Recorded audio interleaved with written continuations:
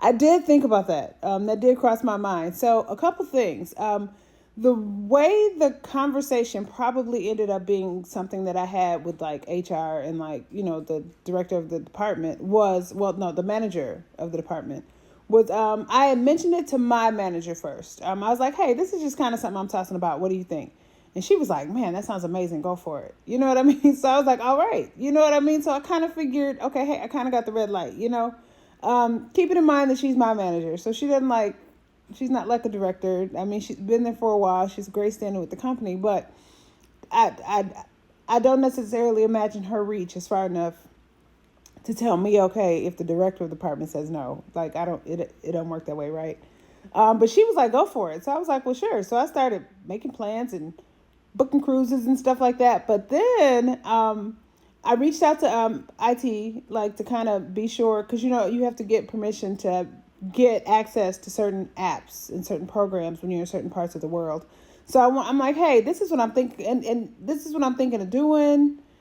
How would that work? And so even the guy that I was talking to was like, you know what, this is what we can do, but it can happen only because in my company we do have representatives like all over the country, all over the world.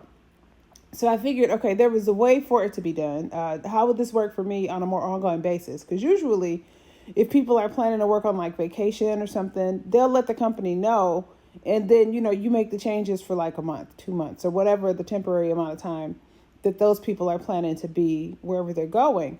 I knew I was like, I'm like, now this is like it. You know what I mean? I'll probably be doing this on a more ongoing basis. What do we need to do for this to happen successfully? And even he was like, okay, that's fine. We have a way to do it. Now, I believe my conversation with him is what prompted the conversation with the director and ultimately with HR. I don't, you know what I mean?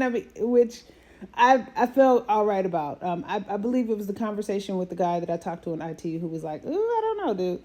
And he may have been the one to kind of ultimately ring the bell. That being said, I don't feel comfortable with the whole idea of traveling all over the world with those people's equipment or their data. I'm not sneaking. I'm so past that phase in my life. I'm gonna tell you what I'm planning to do. You tell me what your response is, and then we can all plan accordingly. You know what I mean? But I didn't want to sneak and do it.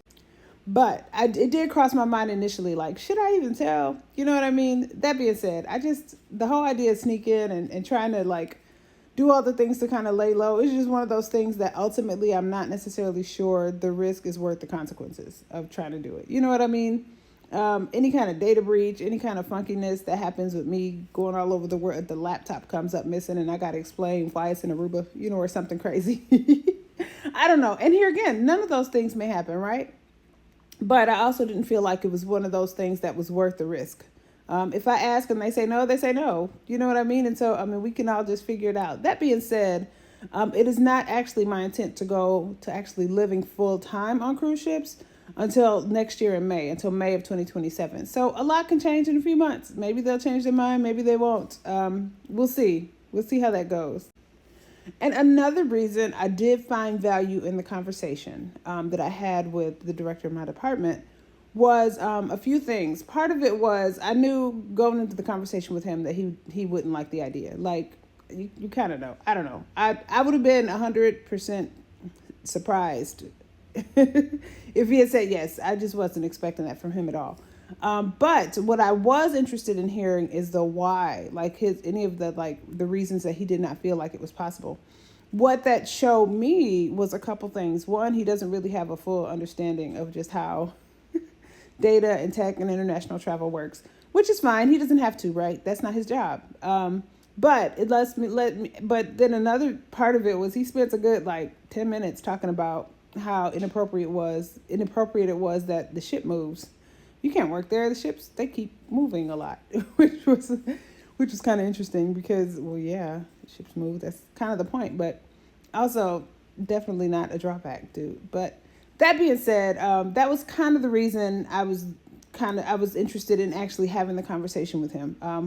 One of the things I found, and you will find as well, usually when people have if they have drawbacks or something or feel kind of weird about something, just actually kind of asking them the why, you know what I mean? Sometimes those conversations will lead to like good, solid, action items, things that you can go out and do something about and like, or troubleshoot and like make sure it doesn't show up for you. Other times you realize that it's pretty much just like, nah, I just don't like it, all dressed up in a lot of words that are like politically correct and supported by human resources. So I know now, like where I stand, and I can act accordingly. But here again, I said all that to say, yep, you're right. I did consider that quite. I did wonder, like, maybe I shouldn't tell them. I just opted not to go that route. What do y'all think? Should I not have said anything? Should I just like try to sneak and go do it anyway? How would you have handled that? Y'all let me know.